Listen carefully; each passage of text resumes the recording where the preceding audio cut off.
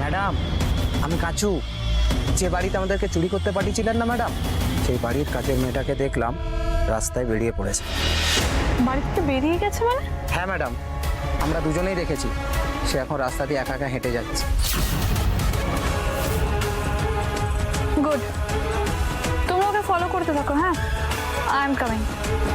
আরে হ্যাঁ হ্যাঁ, মানে আমি আসছি। তুমি আমার সাথে ফোনে যোগাযোগ রেখো, ওকে?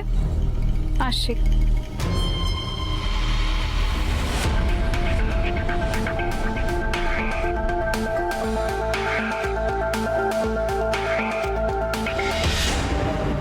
কোথাও বেরোচ্ছিস মনে হলো? হ্যাঁ, বেরোচ্ছি তো। কোথায় যাচ্ছিস? মম, পার্টিতে যাচ্ছি। পার্টি? এত রাতে?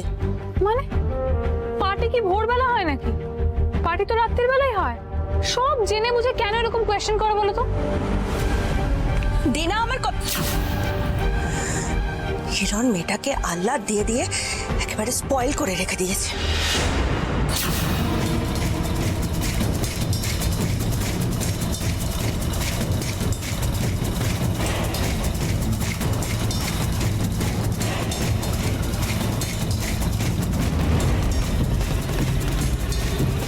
আচ্ছা পাঁচু, হ্যাঁ, আমি না একটা কথা ভাবছি। কি কথা? এত বড় মিনিস্টারের মেয়ে আমাদেরকে দিয়ে চুরি করালো, তারপর এখন আবার এই মেয়েটাকে ফলো করতে বলছে।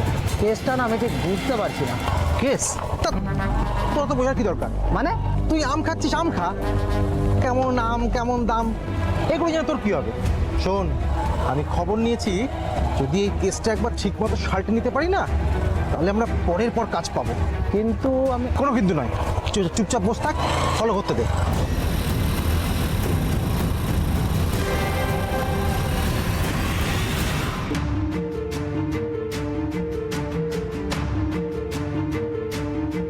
ছমাস হতে আর কতদিন বাকি?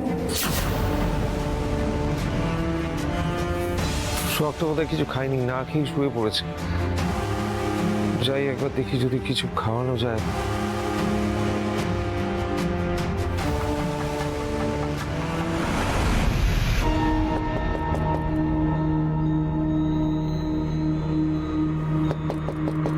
সোহাগ,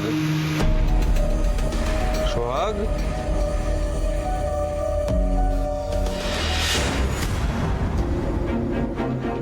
সোহাগ, সোহাগ, কোথায় গেল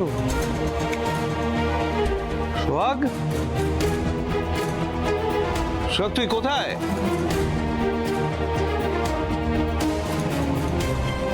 চলে গেল না তো?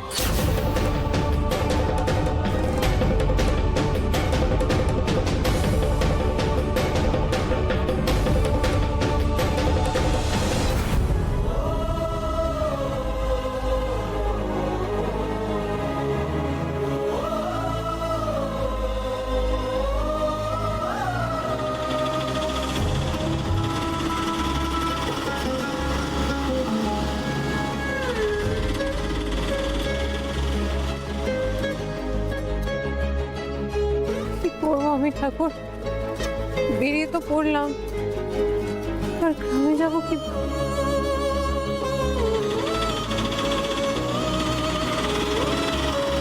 দাদা, দাদা একটু বাস স্টপ অব্দি ছেড়ে দেবেন দাদা।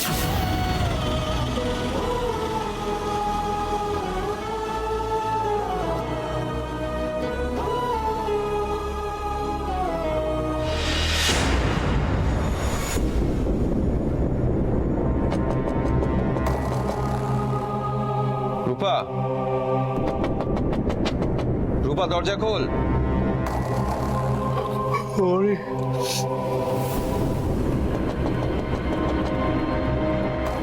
রূপা, রূপা, কে একটা ডাকছে? রূপা, ডাকুক। ডাকুক না, কেউ ডাকছে, দরজায় টক টক করে মারছে, একটু দেখো না। ও রূপা, দেখো না তুমি কে এসছে। আমার ভয় লাগে রূপা, রাত্রিবেলা তো টাকা দরজা খুলতে আমি ভয় পাই। তুমি যাও, তুমি দেখো। খুব জ্বালাও সার্থক, জানো তো।